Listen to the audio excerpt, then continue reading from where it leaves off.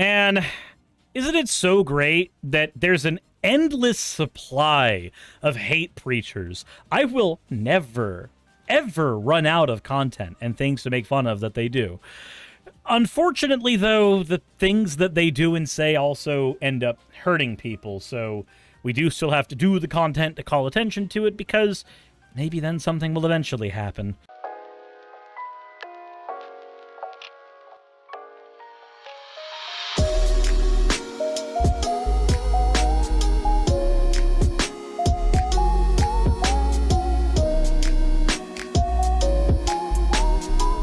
Let's get into the comment section. Not the comment section. Not that. Not anything but that. Let's get into the fan art section.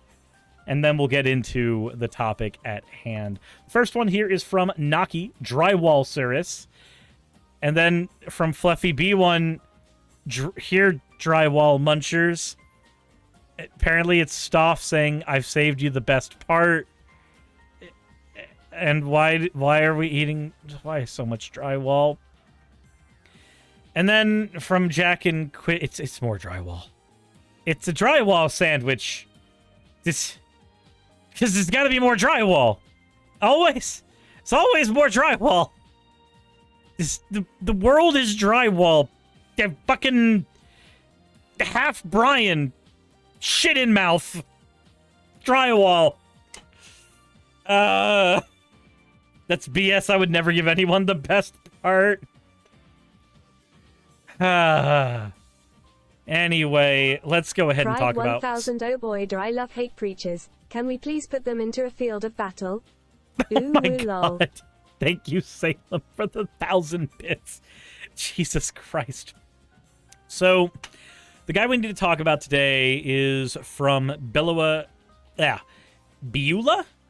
Church in Richland, Montgomery. He gave a sermon saying that autism is caused by demon possession. And then he got called out for it. Instead of apologizing, he decided, well, let's go ahead and look at the things he said. This comes from Jess Piper, who is the executive director for Blue, Missouri. Let's go ahead and play the video. You might have to... Oh, that's not loud enough. Let's go ahead and make that loud enough. Whoop! Pray. Jesus Christ, it's still not loud enough. Why is that so low? Max. Your brain is literally fueled by demons, I guess? Iceblade, thank you for redeeming your points. But a nuke happened, so it's an Uwu. It's that one. Yeah, it's not luck. For some... You might have to pray for some things to be fixed. Let's talk about one. Let's talk about autism.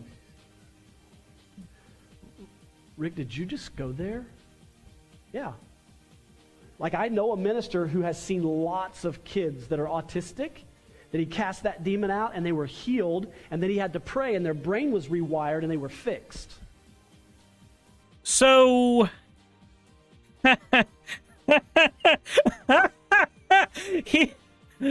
Oh, this is fucked up. This is fucked up beyond recognition. So you can't fix autism with prayer. I'm sorry. This is just a lie. This is just a preacher getting up on a podium and lying. There is no ifs, ands, or buts. There is no in between. There is only this preacher. My leftist demon, Brian Gobert. Leftist demon, Brian. So could you send me a copy of that vid? I had to share this one with a friend of mine. By all means, Aaron. Here's the link for everybody.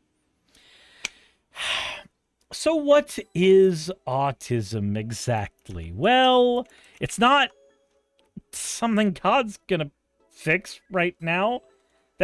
I'm sorry. That's just...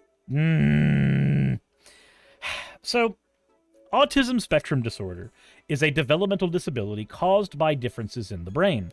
Some people with autism spectrum disorder have a known difference, such as a genetic condition. Other causes are not yet known. Scientists believe that there are multiple potential causes for autism spectrum disorder that can act together to change the most common ways that people develop. We still have a ton to learn about these causes and how they impact people who have autism. People with autism may behave, communicate, and interact or learn in ways that are different from many people. The way they experience social things ends up being very different as well. This is why there are people who are, well, there's a lot more people who are autistic who will end up having a different way of identifying their gender, for instance. Because when you're autistic, things that are social do not operate the same way with you. That's okay. There's nothing wrong with that. That's before we get into the rest of this thing. So there's often nothing about how people look that sets them apart from other people when they are autistic. The abilities of people who are autistic can vary significantly. For example, some people may have advanced conversation skills, whereas others may be completely nonverbal. Some people with autism need a lot of help in their daily lives, and others can work perfectly fine to live with no support whatsoever. Diagnoses begin at the age of 3 typically, and typically last throughout the entirety of somebody's life. Also, thank you, Progress. Thank you for the raid. We're talking about autism right now, which, you know, might not be the best topic to hop on immediately. But all this is to say that autism is something that we do not completely understand, but it is something that we recognize as completely natural within the human genome. This is humans operating literally as God intended, but apparently, according to Rick, you can pray autism away.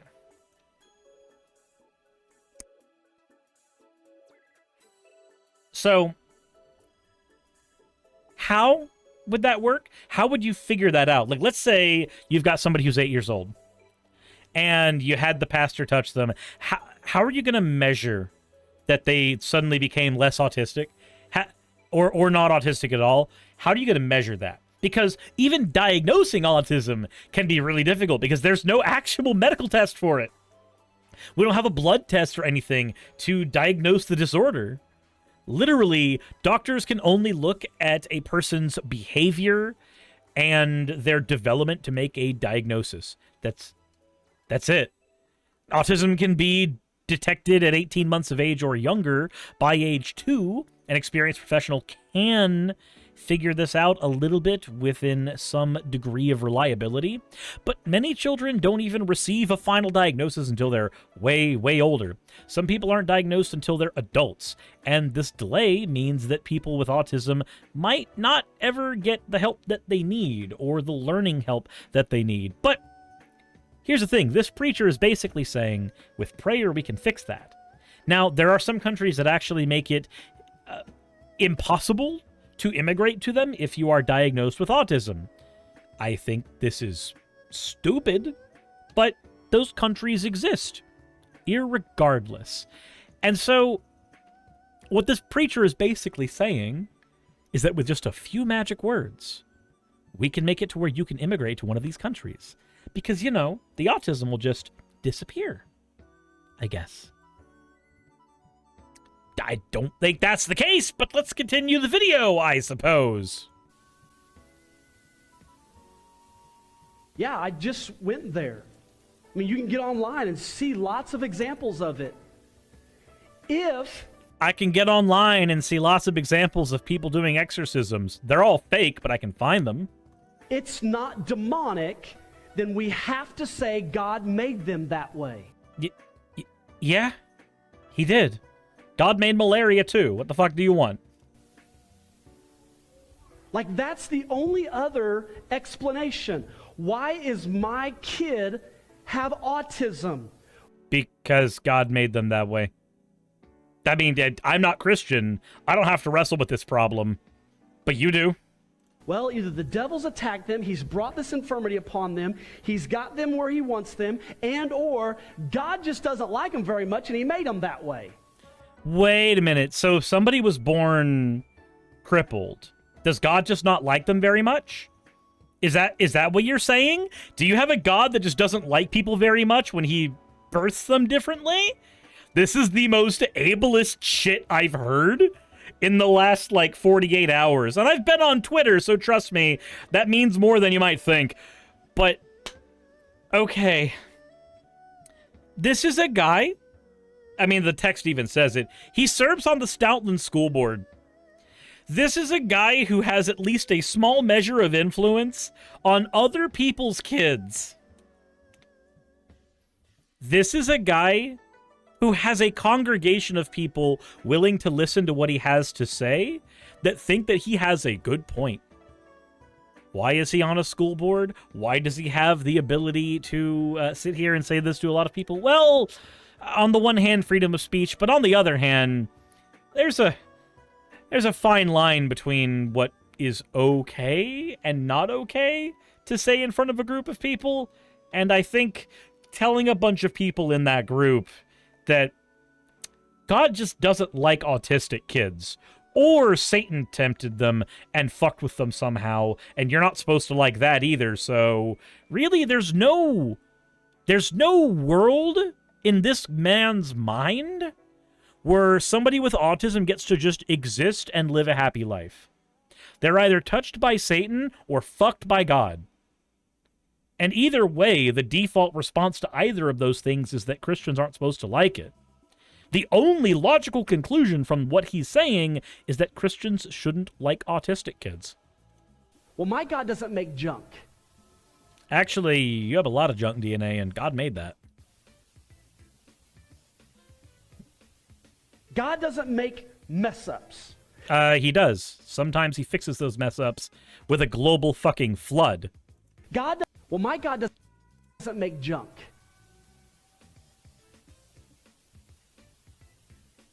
God doesn't make mess-ups. God doesn't make people that way. Except he does. And he did. Many times. Either you have to accept that your God's not all-powerful, and therefore the autism happened outside of his control, or your God is all-powerful and the autism happened within his control. There are no in-betweens. You don't have an all-powerful God then, I guess. Also, Rain Dog, thank you for redeeming your points. They get converted to... Ooh. Again. So let's quit being nice and putting a Band-Aid on stuff and giving it medicine. And this goes so much bigger than autism, people. I just gave you that as an example. Oh, so there's more. It gets a little more profound.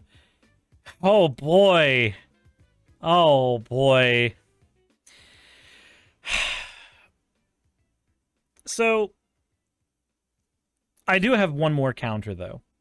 I do have some evidence his God made junk. I mean, he's right there, on the podium, talking to all of us. But what can we glean from this? Because we can't just sit here and make fun of this, right? We can make fun of him for being stupid and believing that a couple of magic words are going to somehow get rid of the autisms. Like, we can do that. But the scarier thing is that there are people who listen to this, they take it seriously. The scariest thing about a preacher is never the things that come out of their mouth. It's the congregation willing to enable them. A single person on a podium doesn't have a whole lot of power, but a single person on a podium with 100 people in an audience, that person has power. That person can cause things to happen. That person can cause real pain in the world. So, there's not much more I can say here, but maybe we need to do a better job of making sure that people who get up and say this kind of stuff to their congregations have less power. Maybe we need to do a better job of making them look like the fools that they are.